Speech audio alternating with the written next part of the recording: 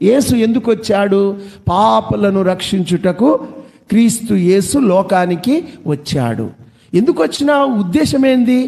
పాపులను రక్షించడానికి వచ్చాను. మరి పాపులు ఏం చేయమని చెప్పినాడు?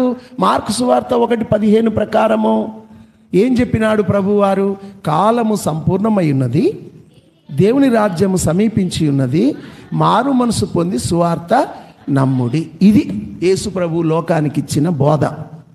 యేసు ప్రభు ఒక్కడే కాదు, యేసు ప్రభుకు ముందొచ్చిన యోహాను మారు మనసు పొందమని చెప్పాడు, ప్రభువారు మారు మనసు పొందమని చెప్పాడు, మొట్టమొదటి అపోస్తలుడైన పేతురు మారు మనసు పొందమని చెప్పాడు, చివరి అపోస్తలుడైన ఎంచబడిన అపోస్తలుడైన పౌలు కూడా మీరు మారు మనసు పొందమని చెప్పాడు.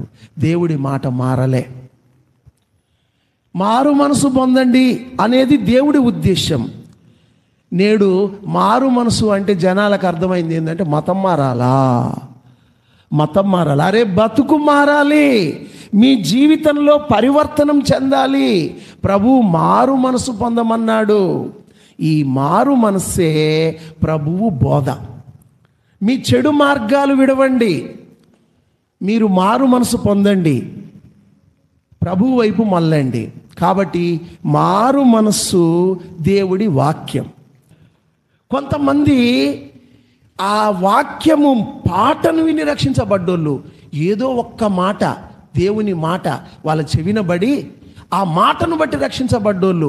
మరికొంతమంది దేవుని యొక్క మందిరానికి వెళ్ళే వాళ్ళని చూసి అరే వీళ్ళు ఎంత చక్కగా ప్రవర్తిస్తున్నారు, వీళ్ళు చక్కగా ఆదివారం గుడికి పోతున్నారు, వీళ్ళ జీవితంలో త్రాగుడు లేదు, వీళ్ళ జీవితంలో చాలా పరిశుద్ధంగా ఉంటున్నారు, వీళ్ళు నిజంగా బూతులు మాట్లాడతలేరు, వీరు మనలాగా రోడ్లెమ్మటి తిట్టుకునే విధానంలో లేరు, వీళ్ళలో చాలా తేటగా ఉన్నారు, నేను కూడా ప్రభు దగ్గరికి పోతే నేను కూడా అట్టవుతానేమో అని ప్రభు బిడ్డలను చూసి మారిన వారు లేకపోలేదు.